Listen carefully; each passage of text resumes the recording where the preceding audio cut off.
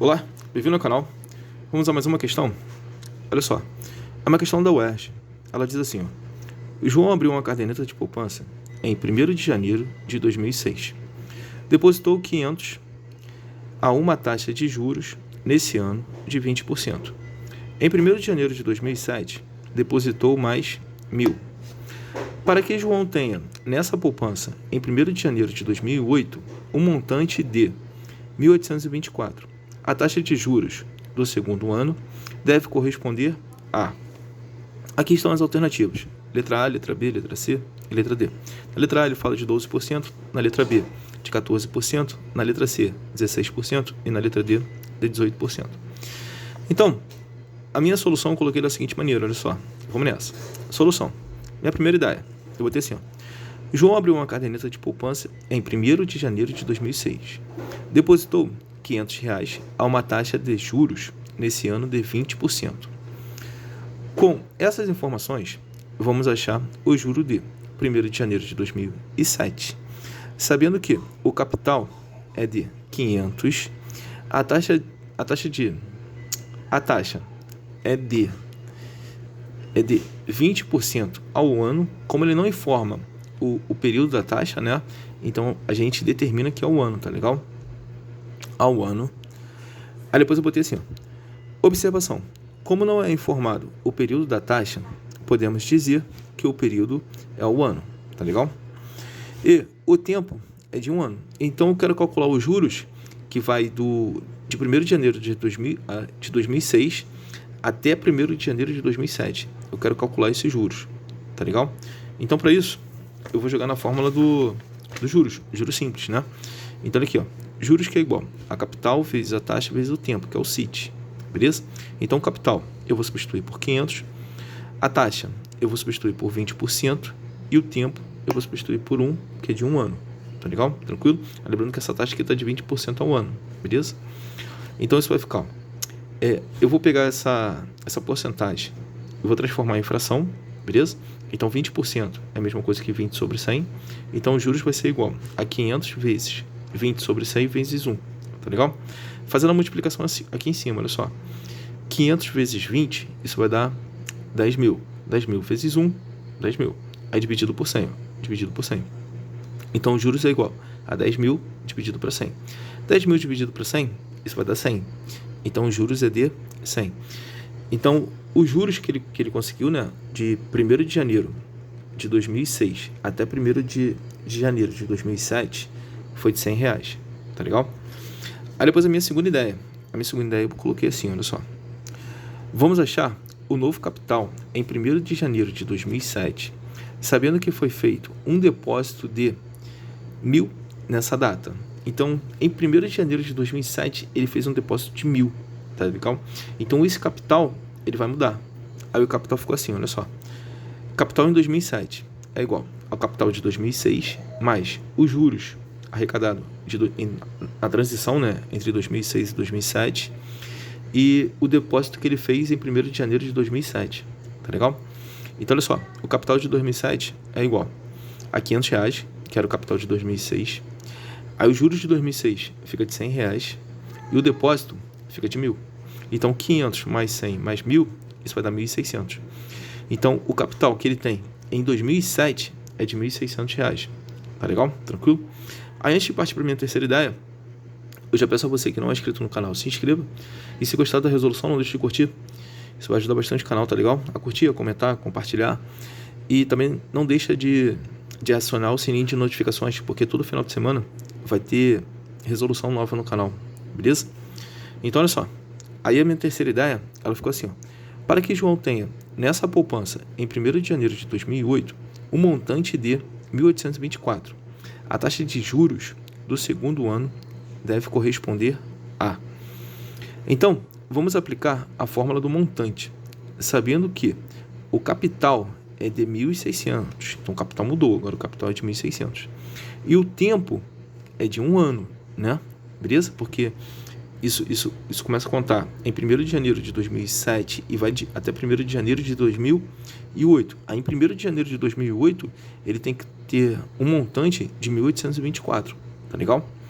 Aí eu botei assim, ó: o tempo é de 1 ano e o montante de 1.824, beleza? Então ficamos assim, ó. Então olha só, fórmula do montante, né? Montante que é igual a capital mais juros. Aí esses juros aqui, ó, eu vou substituir pela fórmula dos juros, que é capital vezes a taxa vezes o tempo. Aí montante é igual a capital, repetindo aqui, ó, aí mais os juros, que é isso daqui, capital vezes a taxa vezes o tempo. Então eu vou substituir esse montante, eu vou substituir por 1.824, o capital eu vou substituir por 1.600 e esse capital eu vou substituir por 1.600. A taxa é o que a gente quer achar, então vou repetir a taxa, e o tempo é de 1 ano, então vou repetir por 1. Então essa taxa que a gente vai achar é taxa anual, tá legal? Porque o tempo está em ano, né? Então a taxa vai ser anual, beleza? Aí eu vou pegar esse 1.600 aqui, ó, que está desse lado como positivo, ele passa para o outro lado como negativo. Aí fica 1.824 menos 1.600.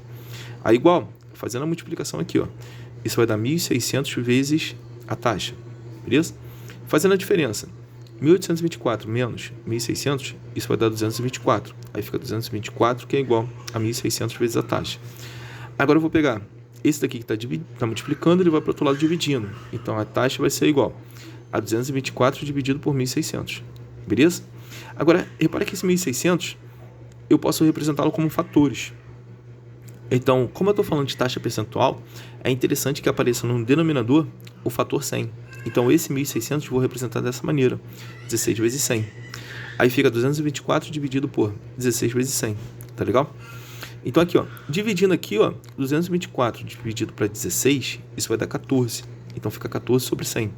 Agora, em fração, eu posso transformar em taxa percentual. Então, 14 dividido para 100 é equivalente a 14%. Tá legal? Então, tá aí. Então, nossa resposta é 14%. Beleza? Agora, segunda ideia. A minha segunda ideia, ele diz o seguinte. Ele fala assim, ó, na figura abaixo, estão representados os conjuntos não vazios A, B e C. A região sobreada representa o conjunto. Então, olha só, aqui eu tenho as alternativas, olha só. Alternativa A é o conjunto A, interseção conjunto B, interseção conjunto C. Aí está falando que isso daqui, ó, corresponde a essa região sobreada, tá legal? Alternativa B, ele fala que o conjunto A, união conjunto B, menos o conjunto C, corresponde a essa área sombreada.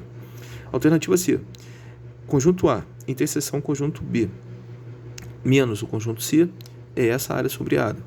Alternativa D, conjunto B, interseção conjunto C, menos o conjunto A, é esta área sombreada.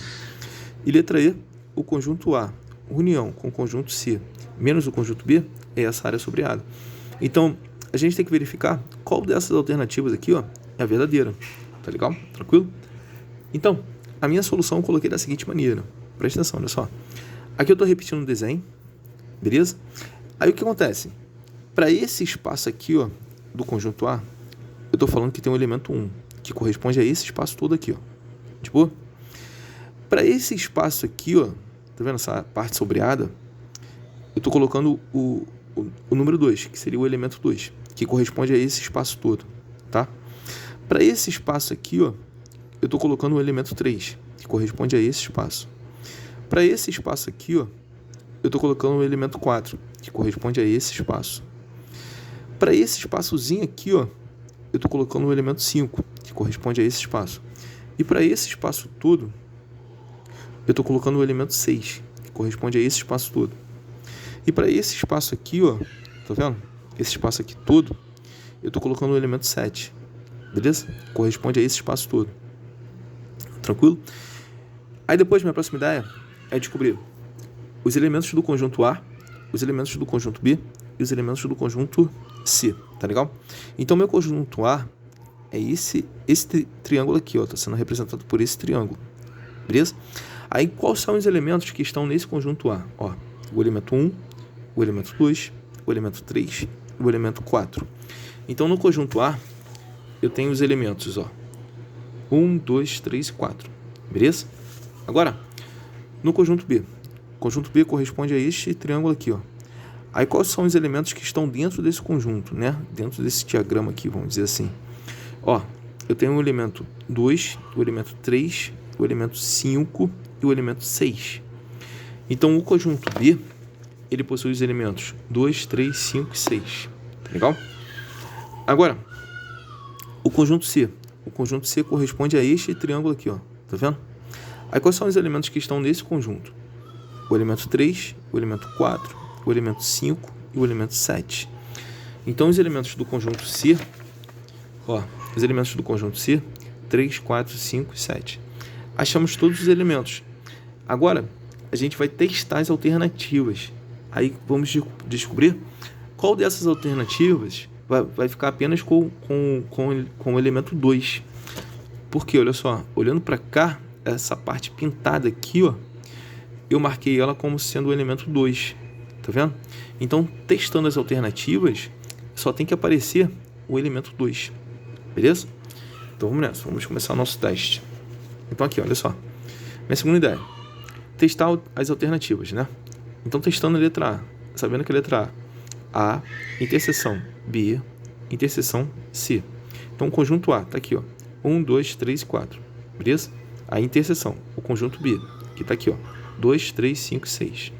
Interseção, o conjunto C, que tá aqui, ó. 3, 4, 5 e 7. Aí, a interseção desses conjuntos é o que tem em comum nesses conjuntos. Beleza? Então, repara que o elemento 3 é o único que aparece nos três conjuntos. Então, o elemento 3, ele é comum aos três conjuntos.